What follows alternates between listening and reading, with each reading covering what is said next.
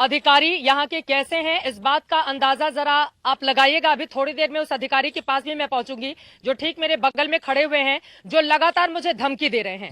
इस गांव में मैं मौजूद हूं, आपको बता दें पीछे जो मकान दिख रहा है वहीं पर एसआईटी की टीम लगातार पूछताछ कर रही है और उसके बाद पूरे लाभ लश्कर के साथ एक अधिकारी मेरे पास आते हैं।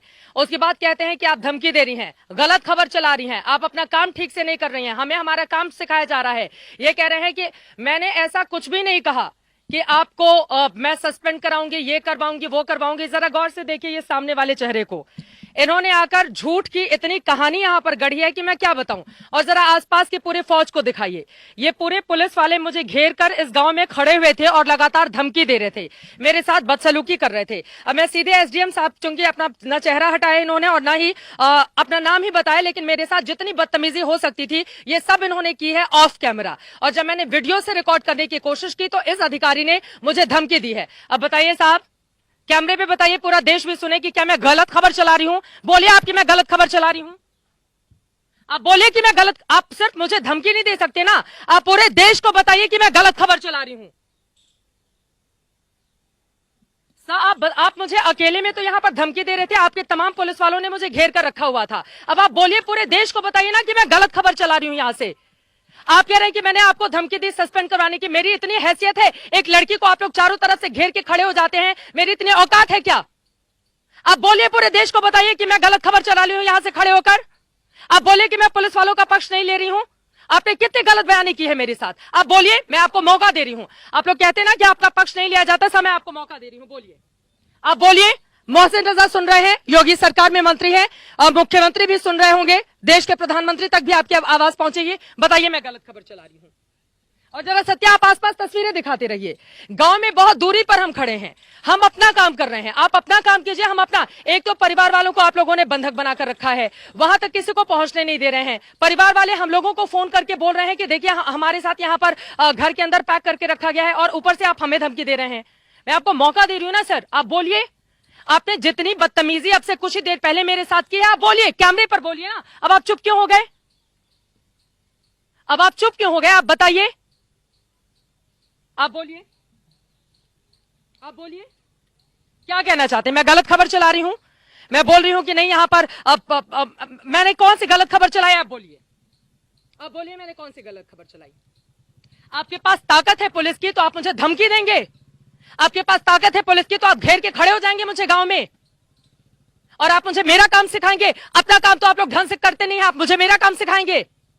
मैं मेड़ के रास्ते पैदल पैदल यहां पर इस गांव में आई हूं ताकि कम से कम हम तस्वीरें देख सकें।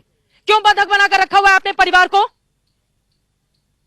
और अभी आप सब नीचे झुकाकर ऐसे बिल्कुल बाबू बने हुए हैं, कितनी धमकी दे रहे थे पूरे गांव वालों के सामने। दूसरी तरफ आपको बता दें कि गांव के बहुत सारे लोग इकट्ठे हो गए थे जिनको पुलिस वालों ने भगा दिया।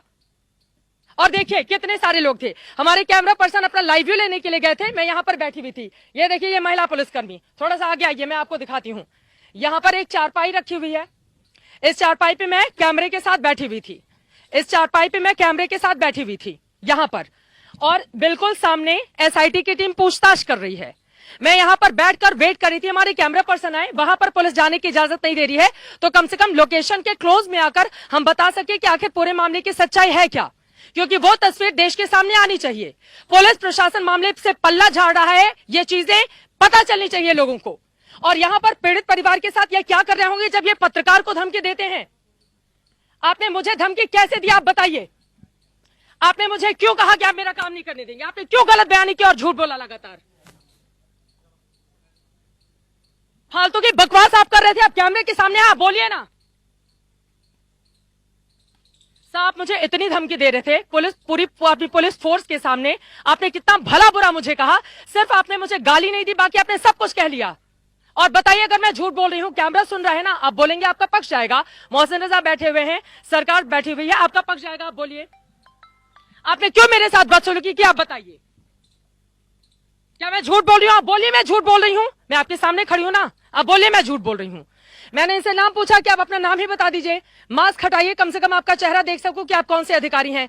ये उसके लिए भी तैयार नहीं हुए और लगातार ये मुझे धमकी देते रहे, यहां पर घेर कर ये मुझे धमकी देते रहे, पूरे पुलिस वालों के साथ ये मुझे। आप बताइए सर, आप क्यों नहीं बोल रहे हैं जब मैं आपको मंच दे रही हूं? तो अगर मैं गलत बयानी कर रही हूं, झूठ बोल रही हूं, तो आप बताइए मैं झूठ बोल रही हूं। ये अधिकारी हैं और इसी बात की तकलीफ है कि ये खुद तो अपना काम ढंग से करते नहीं और हमें हमारा काम सिखाते हैं। ये हमें हमारा काम सिखाते हैं। ये यहां पर अपनी फौज के साथ आके एक लड़की को घेरते हैं और उसके बाद गलत बयानी करते हैं, झूठ बोलते हैं और यह हमें हमारा काम सिखाते हैं। मैं तो बोल रही हूं कि अपनी बात रखें, मैं तो बोल रही हूं कि अपनी बात रखें देश के सामने। अगर मैंने झूठी खबर चलाई है तो इतने बड़े अधिकारी हैं, पढ़ लिख कर बने होंगे, इस तरह की बातें ये कैसे कर सकते हैं? मैं बोल रही हूं ना, आप अपना पक्ष रखिए, क्यों नहीं बोल रहे हैं आप?